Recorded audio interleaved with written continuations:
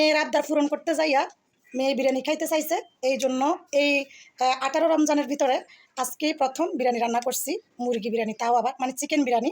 তো এই চিকেন বিরিয়ানির রেসিপি যদি দেখতে চান অবশ্যই ফুল ভিডিও দেখবেন। তো চলুন মূল ভিডিওতে চলে যাই আমরা, ঠিক আছে? তো গ্যাসের চুলায় গরম তেলে দিয়ে দিচ্ছি পেঁয়াজ কুচি। তো এগুলো হচ্ছে তরল মশলা, এখানে হলুদ, মরিচ, মিক্স মশলা আর গরম মশলা। তো পেঁয়াজগুলো নাড়াচাড়া করে ভেজে নিচ্ছি, একদম ব্রাউন কালার না হওয়া পর্যন্ত পেঁয়াজগুলোকে ভাজতে থাকবো। তো পেঁয়াজ আমার প্রায় ভাজা হয়ে গেছে। এখন দিয়ে দিলাম বাটা মশলা। বাটা মশলা হচ্ছে রসুন, পেঁয়াজ, আদা। এগুলো দেওয়ার পরে ভালো করে নাড়াচাড়া করে কষাতে হবে। তারপরে দিয়ে দিলাম তরল মশলাগুলো। তরল মশলা দেওয়ার পরে একটু বাটি দিয়ে পানি দিলাম, এরপর আবার নাড়াচাড়া করতে থাকলাম। যতক্ষণ না তেল ভেসে না ওঠে ততক্ষণ পর্যন্ত এটাকে একদম ভাজা ভাজা করে নাড়াচাড়া করতে হবে। তো দিয়ে দিলাম কাঁচামরিচ, দিয়ে দিয়েছি টমেটো কুচি।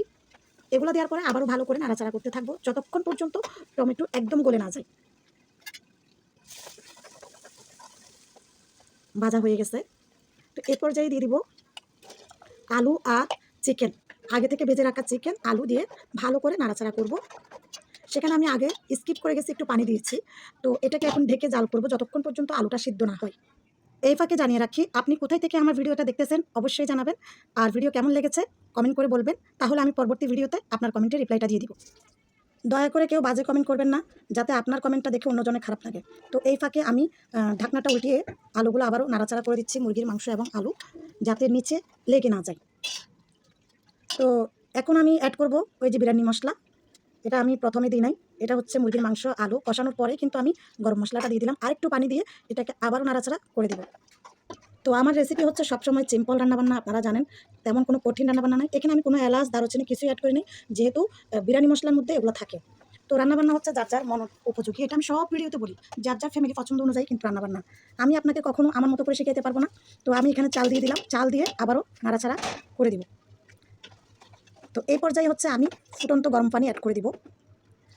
আপনারাও এভাবে ফুটন্ত গরম পানি অ্যাড করে বিরিয়ানিটা রান্না করবেন, তাহলে বিরিয়ানিটা খুবই সুন্দর হয়, খুবই একদম ঝরঝরা ঝরঝরা বিরিয়ানি হয়, খেতেও খুব মজা লাগে। আর বিরিয়ানি হচ্ছে যদি ঝরঝরা না হয় তাহলে খেতে কিন্তু মজা লাগে না। তো এটাকে আমি ঢেকে দিব যতক্ষণ না বিরিয়ানি একদম ঝরঝরাভাবে হয়ে আসছে। তো এই ফাঁকে আমি লবণটা অ্যাড করে আবারও নাড়াচাড়া করে দিলাম ভালো করে। তো আজকে যে বিরিয়ানিটা রান্না করতেছি, এই বিরিয়ানির মুরগি আনি দিয়েছে আমার আম্মা, মানে আমার জন্য একটা মুরগি নিয়ে আসছে, ব্রয়লারের মুরগি। তো আমার মেয়ে বিরিয়ানি খেতে চাইছিল আগে থেকে, সেজন্য আমি অল্প মাংস দিয়ে বিরিয়ানিটা রান্না করতেছি। তো আমার বিরিয়ানি হয়ে গেছে, মাশাআল্লাহ, দেখতে পারতেছেন খুবই ঝরঝরে ঝরঝরে, খুবই সুন্দর একটা বিরিয়ানি হয়েছে, খুবই সুন্দর কালার হয়েছে। যদিও বা আমার মোবাইলের ক্যামেরা ভালো না, সেই জন্য আমার মোবাইলের ক্যামেরাতে ভালো লাগে না, খুবই ঝরঝরা।